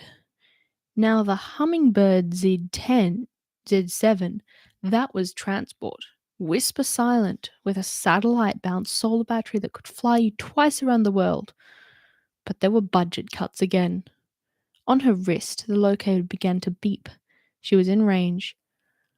Holly stepped out of the pod and into the landing bay. She was inside a camouflaged mound of earth, commonly known as a fairy fort. Indeed, the people used to live in these until they were driven deeper underground. There wasn't much technology, just a few external monitors and a self-destruct device that could be, should the bay be discovered. There was nothing on the screens. All clear. The pneumatic doors were slightly askew where the troll had barged through, but otherwise everything seemed operational. Holly strapped the wings on, stepping into the outside world. The Italian sky was crisp and brisk, infused with olives and vine. Crickets clicked in the rough grass and moths fluttered in the starlight. Holly couldn't stop herself smiling. It was worth the risk, every bit of it. Speaking of risk, she checked the locator. The bip was much stronger now. The troll was almost at the town walls. She could appreciate the nature of after the mission was over. Now was time for action. Holly primed the wing's motor, pulling the starter cord over her shoulder. Nothing. She fumed silently. Every spoilt kid in Haven had a hummingbird for their wilderness holidays, and here was the LEP with wings that would junk when they were new. She yanked the cord again, and then again. On the third wrench it caught, spewing a stream of smoke and fumes into the night. About time, she grunted, flicking the throttle wide open. The wings flapped their way to a steady beat and, with not a little effort, lifted Captain Holly short into the night sky. Even without the locator, the troll would have been easy to follow. It had left a trail of destruction wider than a tunnel excavator. Holly flew low, skipping between mist hazes and trees, matching the troll's course. The crazed creature had cut a swath through the middle of a vineyard, turning a stone wall to rubble and left a guard dog gibbering under a hedge. Then she flew over the cows. It was not a pretty sight. Without going into the details, let's just say there wasn't much left besides horns and hooves. The red bip was louder now. Louder meant closer. She could see the town below her, nestled on top of a low hill, surrounded by a crenulated wall from the Middle Ages. Lights burned in most shadows. Lights still burned in most windows. Time for a little magic. A lot of the magic attributed to people is just superstition, but they do have certain powers. Healing, the mesmer, and shielding being among them. Shielding, really a misnomer. What fairies actually do is vibrate at such a high frequency that they are never in one place long enough to be seen. Humans may notice a slight shimmer in the air if they're paying close attention, which they rarely do. And even then, the shimmer is generally attributed to evaporation. Typical of mud people to invent a complicated explanation for a simple phenomenon. Holly switched to her shield. It took a little bit more out of her than usual. She could feel the strain in the beads of sweat on her forehead. I really should complete the ritual, she thought. The sooner the better. Some commotion below broke out her thoughts. Something that didn't gel with the nighttime noises. Holly adjusted the trim of her backpack and flew for a closer look. Look only, she reminded herself. That was her job. A recon officer was sent up the chutes to pinpoint the target, while the retrieval boys took a nice cushy shuttle. The troll was directly below her, pounding against the town's outer wall, which was coming away in chunks beneath his fingers. Holly sucked in a startled gasp.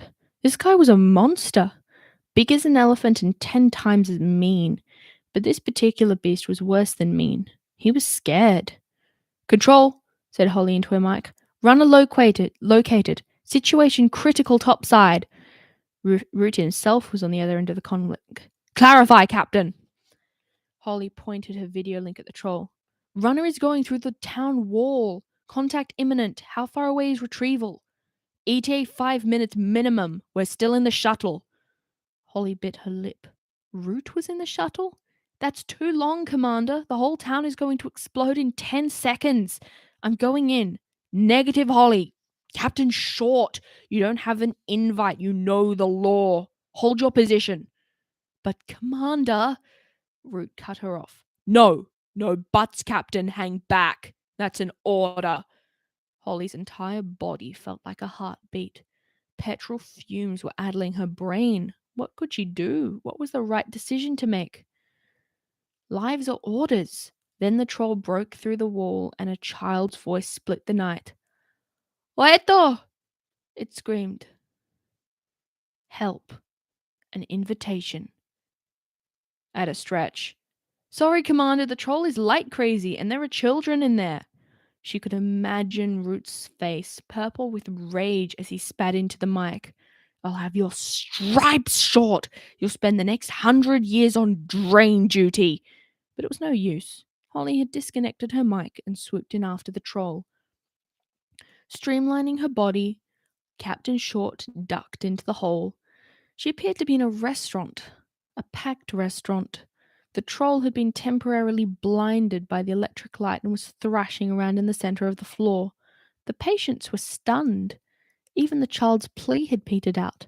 They sat gaping, party hats perched comically on their heads. Waiters froze, huge trays of pasta quivering on their splayed fingers. Chubby Italian infants covered their eyes with chubby fingers. It was always like this in the beginning, the shocked silence. Then came the screaming. A wine bottle crashed to the floor. It broke the spell. The pandemonium started. Holly winced.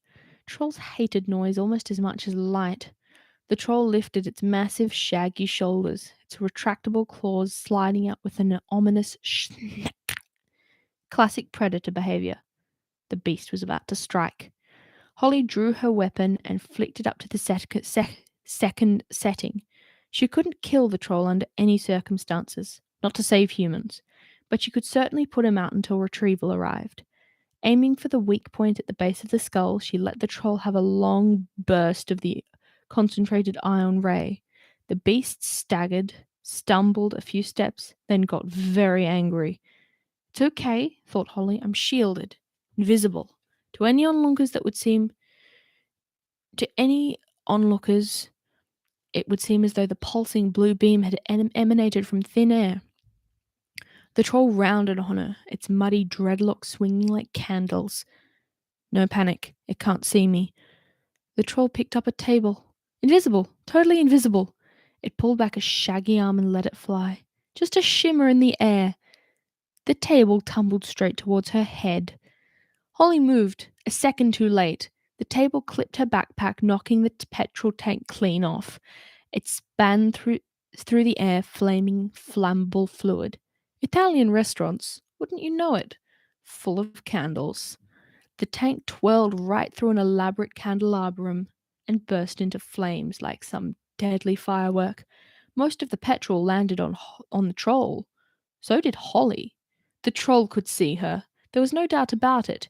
It squinted at her through the hated light, its brow a rictus of pain and fear. Her shield was off. Her magic had gone. Holly twisted in the troll's grip, but it was useless. The creature's fingers were the size of bananas, but nowhere near as pliant. They were, they were squashing for the breath from her ribcage with savage ease. Needle-like claws were scraping at the toughened material of her uniform. Any second now, they would punch through, and that would be that. Holly couldn't think. The restaurant was a carousel of chaos. The troll was gnashing its tusk. Greasy molars trying to rip her helmet. Holly could smell its fetid breath through her filters. She could smell the odor of burning fur, too, as the fire spread across the troll's back. The beast's green tongue rasped across her visor, sliming the lower section. The visor! That was it. Her only chance. Holly wormed her free hand to the helmet control. The tunnel lights. High beams. She depressed the sunken button and 800 watts of unfiltered light blasted from the twin spotlights above her eyes. The troll reared back, a penetrating scream exploding between rows of teeth. Dozens of glasses and bottles shattered where they stood. It was too much for the poor beast. Stunned, set on fire, and now blinded, the shock and pain made their way through to its tiny brain, ordering it to shut down. The troll complied, keeling over with almost comical stiffness. Holly rolled to avoid a scything tusk. There was a complete silence but for tinkling glass, crackling fur, and a sudden release of breath. Holly climbed shakily to her feet. There were a lot of eyes following her. Human eyes. She was 100% visible. And these humans wouldn't stay complacent for long. This breed never did. Containment was the issue. She raised her empty palms, a gesture of peace. Scusatemi tutti, she said, the language flowing easily from her tongue. The Italians, ever graceful, muttered that it was nothing. The Holly slowly reached into her pocket and withdrew a small sphere. She placed it in the middle of the floor. Guardate, she said. Look. The restaurant's patrons complied, leaning in to see the small silver ball. It was ticking faster and faster, almost like a countdown. Holly turned her back to the sphere. 3, 2, 1, boom! Flash! Mass unconsciousness. Nothing fatal, but headaches all round for about 40 minutes. Holly sighed. Safe. For the moment, she ran to the door and slid the latch across. Nobody was going in or out, except through the large, gaping hole in the wall. Next, she doused the smouldering troll with the contents of the restaurant's fire extinguisher, hoping the icy power wouldn't revive the sleeping behemoth. Holly surveyed the mess she had created. There was no doubt it was a shambles. Worse than Hamburg. Root would skin her alive. She'd rather face the troll any day. This was the end of her career for sure, but suddenly that didn't seem so important because her ribs were aching and she had a blinder of a pressure headache coming on. Perhaps a rest, just for a second, so she could pull herself together before retrieval showed up. Holly didn't even bother looking for a chair. She simply allowed her legs to buckle beneath her, sinking to the chessboard lino floor. Waking up to Commander Root's bulging features was the stuff of nightmares. Holly's eyes flickered open, and for a second she could have sworn there was concern in those eyes. But then it was gone, replaced by the customary vein vein-popping fury. "Captain Short!" he roared, mindless of her headache. "What in the name of sanity happened here?" Holly rose shakily to her feet. There was. The sentences just wouldn't come. "You disobeyed a direct order. I told you to hang back. You know it's forbidden to enter a human building without an invitation." Holly stood in the shadows from her vision. "I got invited in. A child called for help." "You're on shaky ground there, Short." "There is precedent, sir. Corporal Rowe versus the state. The jury ruled that a trapped woman's cry for help could be accepted as an invitation into the building. Anyway, you're all here now. That means you accepted the invitation too." Technical. And I don't know if I can call this early installment weirdness because it is clarified in this book, later in this book, that the invitation dwelling rule isn't just a legal thing. It's a magically bound gear. Gears? Yeah. It's always spelt differently. Essentially that the human invitation rule to a fairy is a magically bound commandment, not specifically a legal point of legal contention, although it could be legal as well as magical. But the whole point of it being positioned legally, other than obviously from the perspective of illegal breaking and entering, is never brought up again as well that I can think of. But most of the other cases of first installment weirdness are just one-off lines in the book that are just never brought up again. But this point is directly contradicted later in the book itself. So I'm not really sure how to take that, but why not? Said Root doubtfully. "I suppose you were lucky. Things would have been worse." Holly looked around. Things couldn't have been a lot worse. The establishment was pretty trashed, and there were 40 humans out for a count. The tech boys were attaching mind wipe electrodes to the temples of unconscious diners. "We've managed to secure the area in spite of half the town hammering on the door." "What about the hole?" Root smirked. "See for yourself." Holly glanced over. Retrieval had jimmied a hologram leading into the existing electricity sockets and were projecting an unbattered wall over the hole. The holograms were handy for quick patches, but no good under scrutiny. Anyone who examined the wall too closely would have noticed the slightly transparent patch with exactly the same stretch beside it. In this case, there were two identical patches of spiderweb cracks and two reproductions of the same Rembrandt. But the people inside the pizzeria were in no condition to examine walls, and by the time they woke up, the wall would have been repaired by the telekinetic division, and the entire paranormal experience would be removed from their memories. A retrieval officer bolted from the restroom. "Commander!" "Yes, Sergeant?"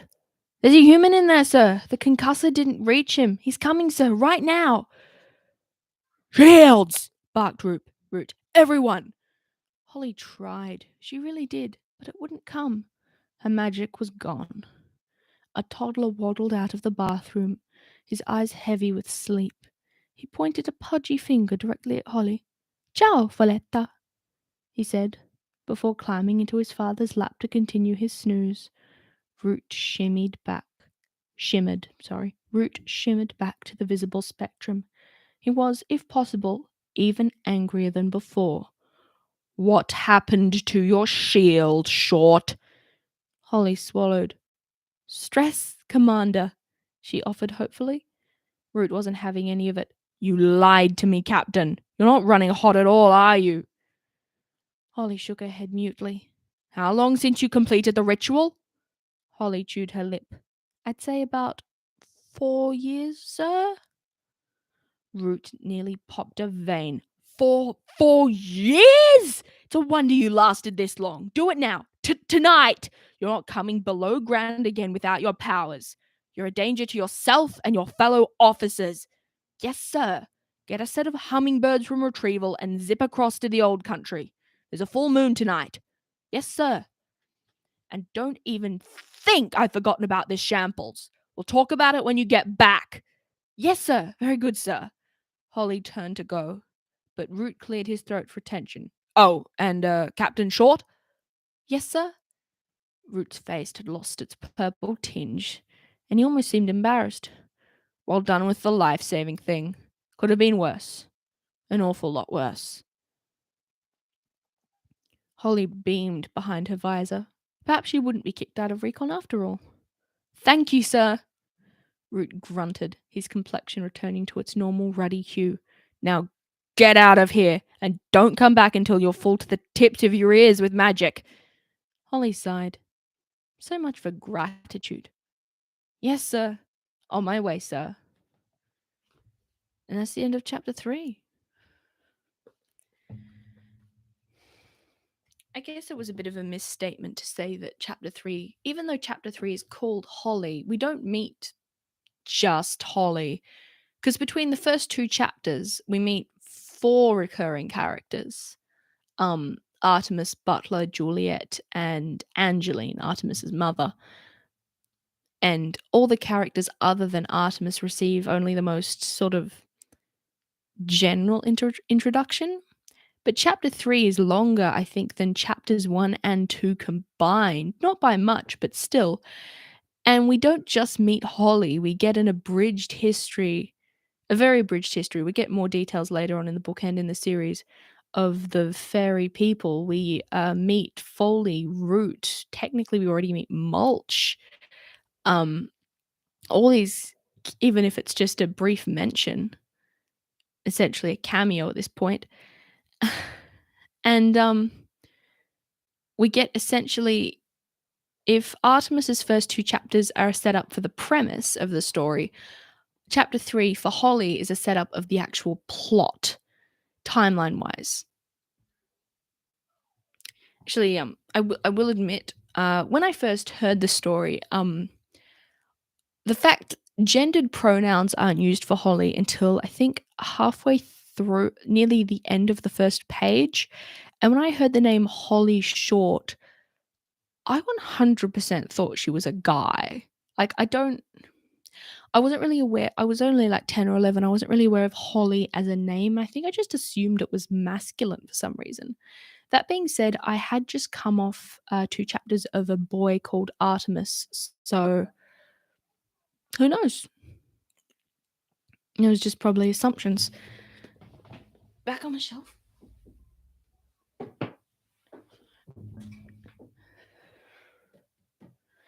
Here on the bookshelf, it's mostly comics.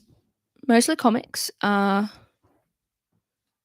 along, with the noted exception of the complete works of William Shakespeare, because I'm a nerd, and well, I'm a theatre nerd, and the first 5 Artemis Fowl novels. I own books 1 to 5. Obviously, they're there. Books 1 to 5 are also my favorites.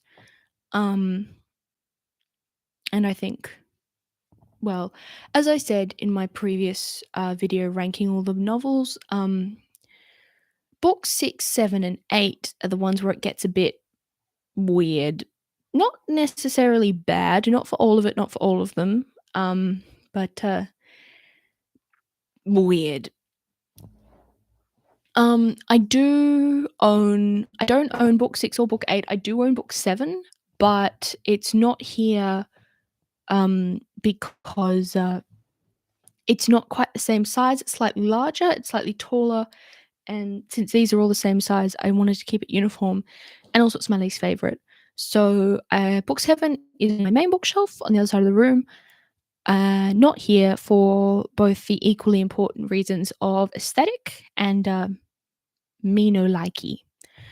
As you can see when I put the book back, I think the first 3 chapters are enough for today. I'm probably going to stream again or just create a pre-recorded video. Haven't quite decided. One of the two. Reading the next few chapters at a later date. Not sure how many that will be, but we'll see how long they are. I didn't decide on the first 3 chapters beforehand, but this has been, just shy of 2 hours, and I think that's enough time to ask anyone to watch through. Or enough time to expect me to talk at one time. I was not quite prepared for this. Next time I won't have white tea, I'll have honey tea on hand. I'll probably plan better as well.